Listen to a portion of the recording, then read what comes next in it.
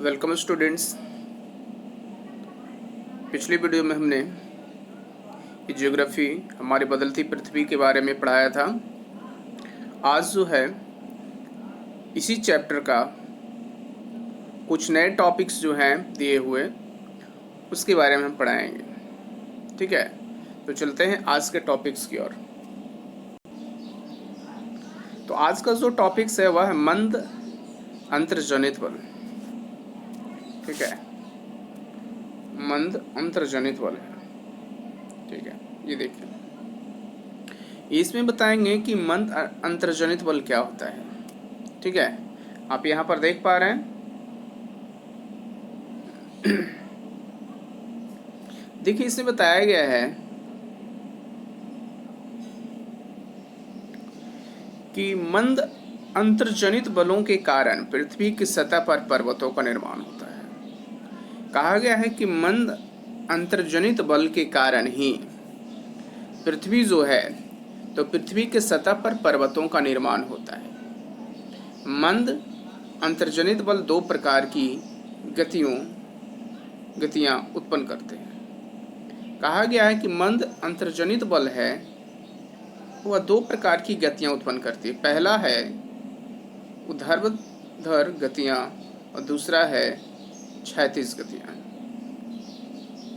ठीक है, हम जानेंगे कि ऊर्ध्वाधर गति क्या होता है। तो इसके बारे में बताया गया है कि गति के कारण यानी ऊर्ध्वाधर गति के कारण भूमि या भू पर परपट्टी ऊपर उठ जाता है। यानी कहा गया है कि ऊर्ध्वाधर जो गति है, ठीक है, जो इमोशन है, इमोशन के कारण जो है धरती के अंदर का जो भाग होता है वह ऊपर उठ जाता है या नीचे धंस जाता है, जिसे भ्रंशन कहते हैं। आपसे पूछा जा सकता है कि भ्रंशन क्या है, तो आपको बताना होगा कि ऊर्ध्वाधर गति के कारण भूपट्टी ऊपर उठ जाती है या नीचे धंस जाती है, जिसे भ्रंशन कहते हैं। जब दो भ्रंशों यानी दरारों के बीच भूमि परपट्टी का एक भाग ऊपर उठ जाता है तो उसके परिणाम स्वरूप ब्लॉक या भ्रंशोत्थ पर्वत निर्मित होते हैं, जिसे हॉस्ट या उत्खंडन पर्वत भी कहा जाता है। भूपट्टी के नीचे धंस जाने पर रिफ्ट या भ्रंश घाटी निर्मित होती है। ठीक है, समझ में आ गई कि जो ऊर्ध्वाधर गति है वो क्या है और इसके क्या कारण उत्पन्न आ सकता है, पृथ्वी के अंदर इसकी क्या रूपरेखा होती है, क्या इसका जो है प्रभाव होता है। पॉइंट 2 है, पॉइंट 2 लिखा हुआ है क्षैतिज गतियां। तो क्षैतिज गतियां पृथ्वी के आंतरिक भाग में कार्य कर रहे संपीड़न बलों के कारण उत्पन्न होता है। कहा गया है कि क्षैतिज जो गतियां होती है वो धरती के अंदर जो भाग है उसमें संपीड़न यानी सिकुड़ने के कारण, जो बल के कारण जो उत्पन्न होती है, जिसके परिणाम स्वरूप शैल संस्तर मुड़ जाती है। भूपट्टी के मुड़ने से बलित पर्वत निर्मित होती है। बलित पर्वत कहें तो रिंगकार, ठीक है, जो दिया हुआ है बुक में, देखिए बलित पर्वत का चित्र भी दिया हुआ है, मुड़ जाता है। ठीक है, सिकुड़ने के कारण। हाल के भौगोलिक काल में निर्मित बलित पर्वतों को नवीन अथवा तरुण वलित पर्वत कहा जाता है, जबकि आरंभिक भौगोलिक काल में निर्मित पर्वत प्राचीन वलित पर्वत कहलाते हैं। दूसरा पॉइंट आता है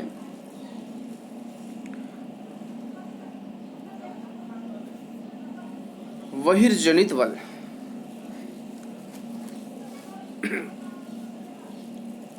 तो बहिर्जनित बल किसे कहते थे? देखिए, यहाँ पर बताया गया है पृथ्वी की सतह पर उत्पन्न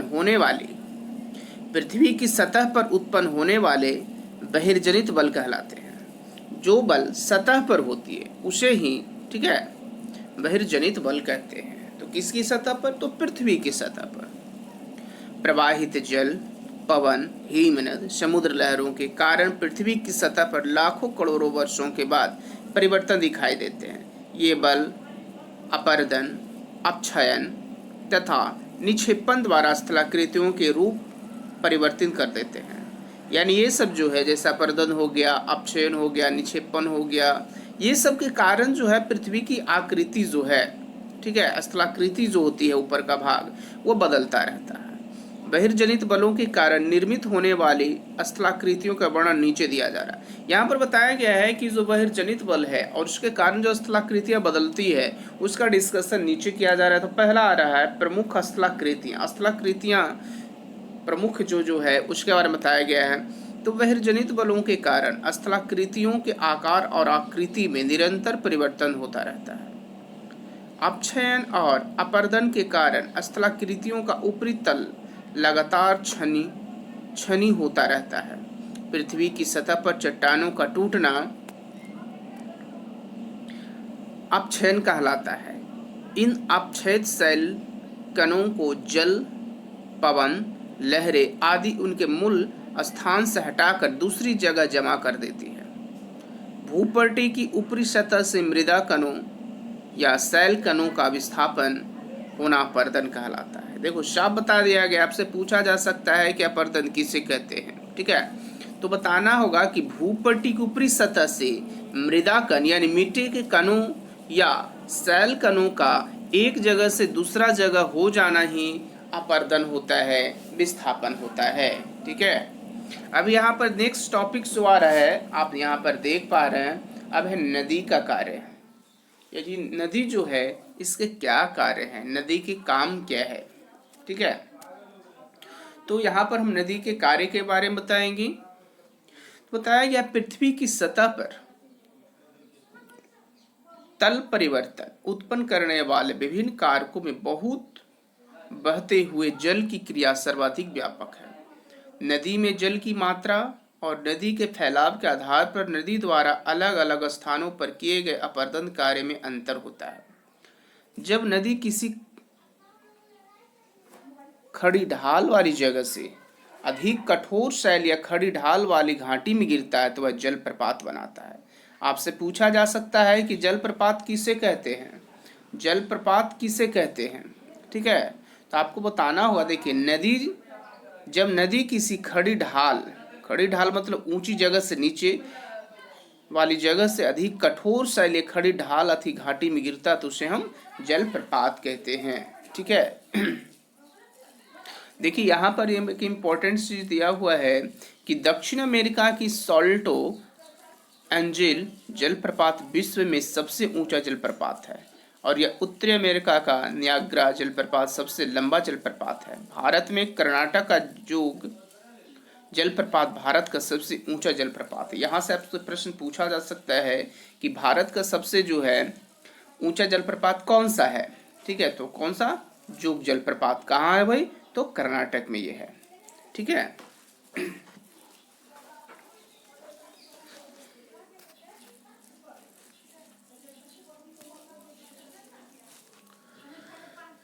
जब नदी मैदानी क्षेत्र में प्रवेश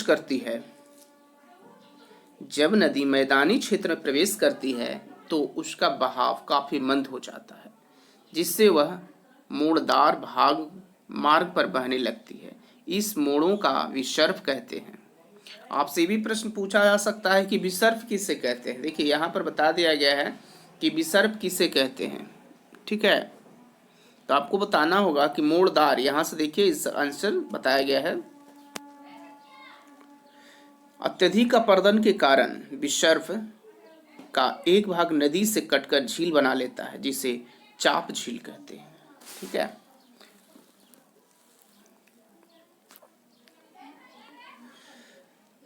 कभी कभी बाढ़ आने पर नदी अपने तटों को पार करके बहने लगते हैं। बाढ़ का पानी उतरने पर बाढ़ अपने साथ लाई गई जलोढ़ मिट्टी को नदी तट के क्षेत्रों में ही छोड़ जाती है, जिससे उपजाऊ बाढ़कृत मैदान या कछार का निर्माण होता है।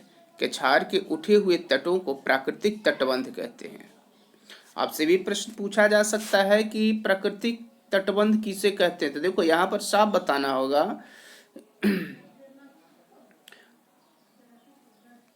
ठीक है, यहाँ पर इसका आंसर बता दिया गया है, ओके। समुद्र तक पहुंचते पहुंचते नदी का बहाव काफी मंद पड़ जाता है, जिससे मुख्य नदी अनेक शाखाओं यानी छोटी जलधाराओं में विभाजित हो जाती है, जिसे वितरिका कहते हैं। वितरिका क्या है, इसका डिफिनेशन यहाँ है। मुहाने पर वितरिका के नीचे की भूमि में अवसाद निक्षेपित होता रहता है, जिससे डेल्टा का निर्माण होता है। कुछ नदियां डेल्टा निर्मित नहीं करके ज्वार दमुख निर्मित करती है।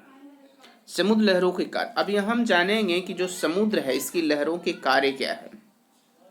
देखिए बताया गया है कि तटीय क्षेत्रों में समुद्र लहरों के कार्य को आसानी से देखा जा सकता है। ठीक है, जो तटीय जो क्षेत्र है उस जगहों पर जो है समुद्र के लहरों को आसानी से देखा जा सकता है। समुद्री लहरों द्वारा अपर्दन और निक्षेपण के कारण समुद्र तटीय क्षेत्र में अनेक स्थलाकृतियां निर्मित होती रहती है। कहा गया समुद्र जो लहरें आती है, समुद्र लहरें के कारण जो है, ठीक है, समुद्र का तटीय क्षेत्र जो अपना स्थलाकृति यानी आकार जो है उसके किनारे का भाग वो बदलता रहता है। जैसे देखिए यहाँ पर देखिए बदला हुआ दिख रहा है, देखिए है ना।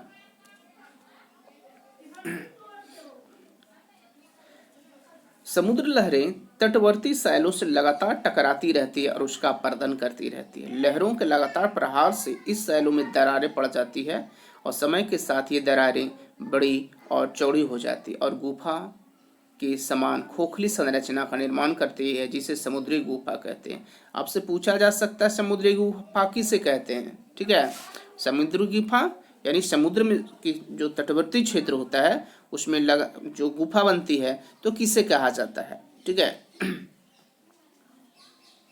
तो देखो समुद्र लहरें, यहाँ से देखिए ये इसका आंसर आपको आसानी से यहाँ उपलब्ध हो गई है। ठीक है, देख सकते हैं।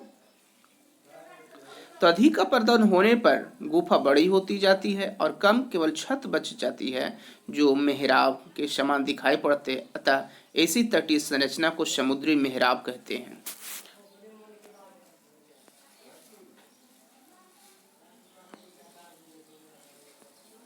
कहा